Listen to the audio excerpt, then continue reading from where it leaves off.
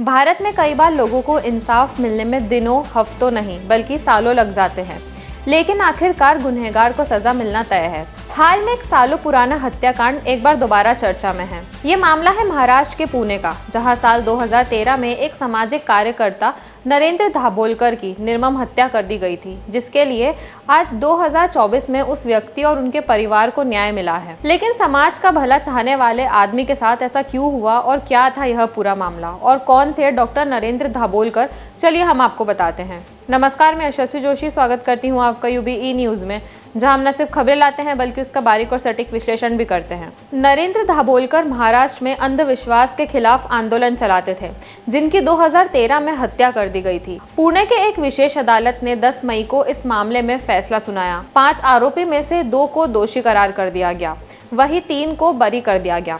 बता दें कि हत्या के मामले में 2014 में केंद्रीय अन्वेषण ब्यूरो यानी सीबीआई को सौंप दिया गया था। सीबीआई ने आरोपियों के खिलाफ 2016 में आरोप पत्र दायर किया था। डॉक्टर नरेंद्र दाभोलकर की हत्या के 11 साल बाद पुणे की एक विशेष यूएपीए अदालत ने 2 आरोपियों को आजीवन कारावास की सजा सुनाई, जबकि 3 अन्य को बरी कर दिया। अदालत ने ENT surgeon doctor Virendra Singh Tawde, Mumbai के वकील संजीव पुनालेकर और उनके सहयोगी विक्रम भावे को सबूतों के अभाव में बरी कर दिया। अदालत ने दोनों हमलावरों सचिन अंदुरे और शरद कालस्कर को उम्र कैद की सजा सुनाई है। 20 अगस्त 2013 को पुणे में मोटरसाइकिल सवार 2 हमलावरों ने सामाजिक कार्यकर्ता डॉक्टर नरेंद्र दाभोलकर की हत्या कर दी थी। घटना के वक्त दाभोलकर सुबह की सैर के लिए घर से निकले थे। ओमकारेश्वर पुल पर सुबह 7:15 पर दाभोलकर पर हमला कर दिया गया। दाभोलकर पर 5 गोलियां चलाई गई। 2 गोलियां मिस फायर हुई, लेकिन 2 गोलियां दाभोलकर के सिर में और एक छाती में लगी।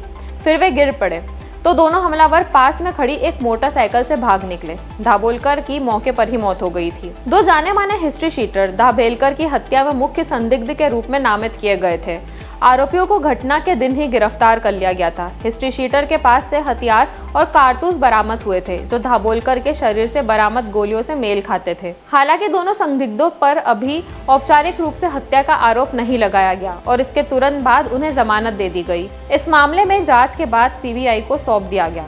मामले में किसकी गिरफ्तारी हुई, चलिए आपको बताते हैं। 20 अगस्त 2013 को सुबह करीब 10 बजे हत्या की ठीक 3 घंटे बाद पहली गिरफ्तारी हुई। 2 चर्चित हथियार डीलर और हिस्ट्री शीटर मनीष नागोरी और विकास खंडेलवाल को थाने एंटी एक्सटॉर्शन सेल और मुब्रा पुलिस ने कोपर खेराने नवी मुंबई से एक असंबंधित कथित जबरन वसूली मामले में गिरफ्तार किया। दोनों व्यक्तियों से बरामद हथियारों में से एक 7.65 मिलीमीटर की देसी पिस्तौल, 4 कारतूस और 2 जिंदा गोलियां शामिल थी।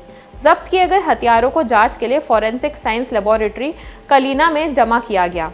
कुछ महीने बाद एफएसएल कलीना ने रिपोर्ट प्रस्तुत की, जिसमें कहा गया कि पुलिस ने अपराध स्थल से 2 जिंदा कारतूस सहित 4 कारतूस बरामद किए थे, जो नागोरी और खंडेलवाल से बरामद एक ही 7.35 मिलीमीटर पिस्तौल से चलाए गए थे। रिपोर्ट में कहा गया कि दाभोलकर के शरीर में मिली गोली के निशान बरामद कारतूसों से मिलते जुलते थे और हो सकता है कि नागोरी और खंडेलवाल के जब्त हथियार से चलाई गई हो। इसके बाद 20 जनवरी 2014 को पुलिस ने दाभोलकर की हत्या के लिए मनीष नागोरी और विकास खंडेलवाल को औपचारिक रूप से गिरफ्तार किया। खंडेलवाल ने पुलिस को दिए गए अपने बयान में स्वीकार किया कि उसके पास एक काले रंग की हीरो होंडा मोटरसाइकिल है। दोनों ने दावा किया कि हत्या के समय वे घर पर सो रहे थे और इस बात से इनकार किया कि उनके पास से बरामद हथियार का इस्तेमाल दाभोलकर की हत्या में किया गया था। द रैशनलिस्ट मर्डरर्स किताब के अनुसार पर्याप्त परिस्थिति जन्य साक्ष्य के बावजूद मामले में कोई आरोप पत्र दायर नहीं किया गया।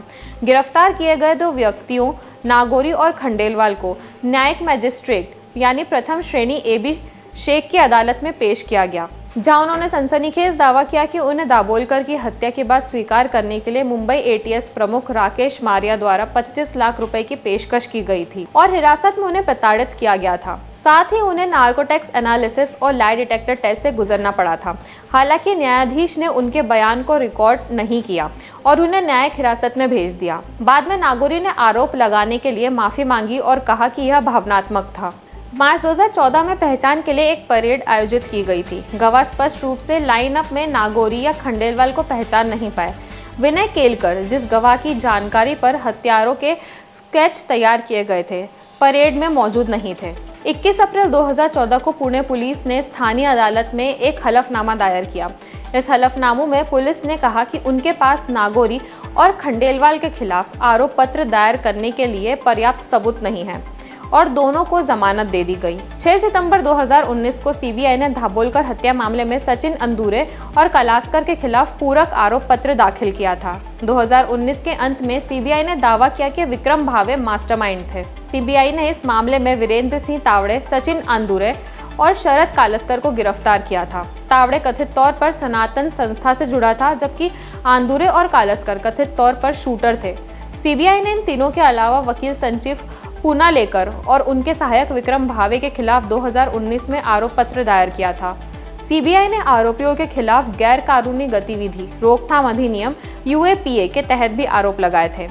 तावड़े, आंदुरे और कालस्कर जेल में थे, जबकि पुनालेकर और भावे जमानत पर बाहर थे। पिछले महीने सुनवाई के दौरान अतिरिक्त विशेष सत्र न्यायाधीश ए जादव ने मामले में फैसला सुनाने के लिए 10 मई की तारीख तय की थी। तो यह थी हमारी आज की खास रिपोर्ट और आपको यह कैसी लगी, अपने विचार हमसे ज़रूर साझा करें। वीडियो पसंद आए तो इसे लाइक और शेयर करें, साथ ही चैनल को सब्सक्राइब ज़रूर करें। यूबी न्यूज़ आपके लिए लाता रहेगा देश विदेश से जुड़ी ऐसी ही खबरें। तब तक के लिए धन्यवाद।